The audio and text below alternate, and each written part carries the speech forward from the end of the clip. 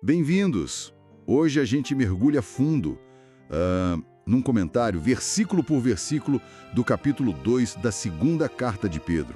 Isso. E a gente vai fazer essa análise pela ótica do irmão Branham, né? Usando os ensinamentos e as citações dele. Exato. O objetivo aqui é entender como ele via esses alertas sobre falsos mestres, o julgamento e também o livramento dos justos, tudo aplicado para os nossos tempos.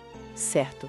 Ok, então, vamos lá desempacotar isso. O fascinante, assim, é como o irmão Branham pegava essas passagens tão antigas e via nelas um espelho, sabe? Advertências diretas para os dias dele e que ele acreditava valerem para hoje também. Interessante. Começando pelo versículo 1, que fala de falsos doutores trazendo heresias de perdição. Quem seriam essas figuras para ele? Olha, ele associava diretamente com líderes religiosos. Líderes que, na visão dele, rejeitavam o que ele chamava de revelação da hora. A revelação da hora, o que seria isso? Seria a verdade bíblica específica que Deus estaria, digamos, revelando ou enfatizando para aquela geração, entende? Entendi. Tem uma citação dele de 65 que é bem forte. Ele diz: esses ministros modernos são piores do que falsos profetas do passado. Eles negam a palavra da hora e guiam o povo para a morte. Nossa. Bem direto. Sim. O ponto central era esse desvio do que ele considerava a palavra viva para aquele momento. Faz sentido na lógica dele. E aí os versículos 2 e 3 falam de avareza, de explorar os fiéis com palavras fingidas. Isso parece tocar num nervo exposto, né? Com certeza. E ele conectava isso na hora com a mercantilização da fé. Ele era muito crítico disso. Imagino. No Sermão de 64, a festa das trombetas, ele foi taxativo. Hoje, o púlpito virou balcão de negócios. Vendem bênçãos, vendem unção. Isso é Babilônia, não é o Evangelho. Babilônia. Pesado.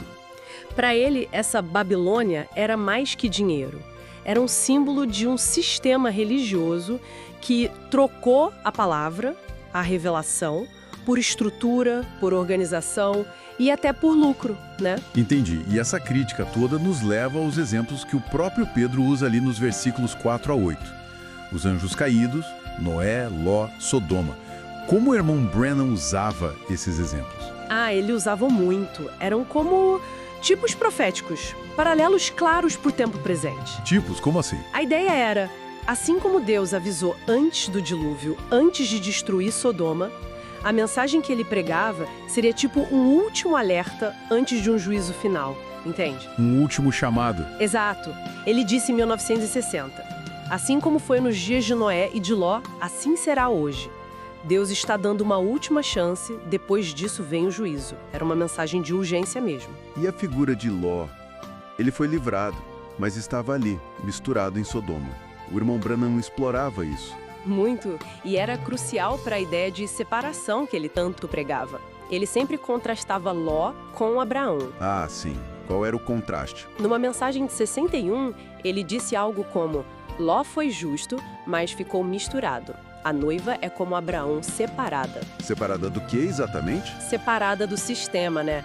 Do que ele via como o mundanismo e principalmente o sistema religioso denominacional da época. Era um tema constante para ele. Entendi. Então essa ideia de separação e livramento leva direto para o versículo 9. Pode o Senhor livrar da tentação os piedosos. Quem seriam esses piedosos na interpretação dele? Aí ele aplicava especificamente para o grupo que ele chamava de noiva. A noiva de Cristo. Isso, que na teologia dele é aquele grupo seleto de crentes verdadeiros, predestinados, sabe? Que seriam arrebatados antes da grande tribulação. Certo. Tem uma citação clara sobre isso de 65 do sermão O Arrebatamento. A noiva não passa pela tribulação, ela sai antes do juízo. O livramento era uma promessa bem específica para esse grupo. Bem específico mesmo.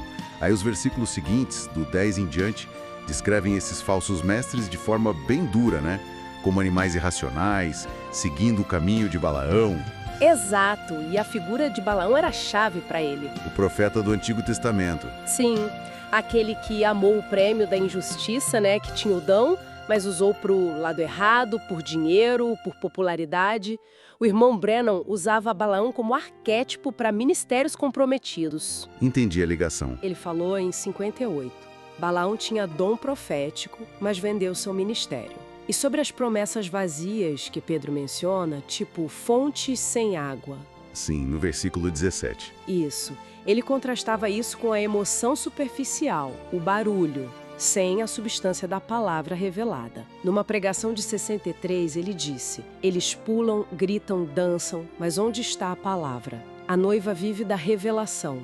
Forte essa distinção entre emoção e revelação para ele. Fundamental. E aí o capítulo termina com aquelas imagens bem chocantes, né? Versículos 20 a 22.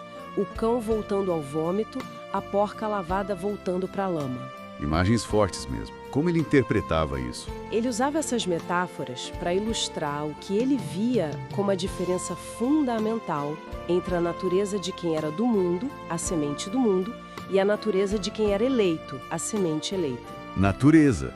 Não era sobre comportamento. Na visão dele, a mudança superficial não mudava a natureza. Um porco continua porco, mesmo limpo por fora.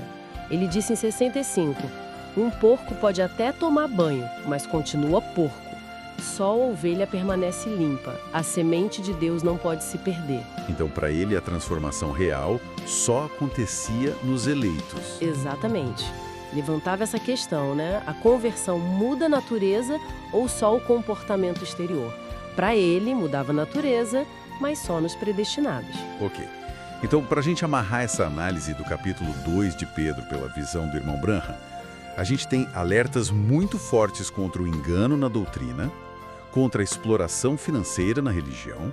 Isso, e um chamado muito forte para a separação, né? Sair dos sistemas que ele considerava corrompidos. E, claro, a promessa de livramento para esse grupo específico, a noiva. Perfeito. E o fio que conecta tudo isso é a centralidade do que ele chamava de revelação da palavra para a hora presente. Era isso contra tradições humanas, contra emocionalismo sem base na palavra ou doutrinas que ele via como desvios.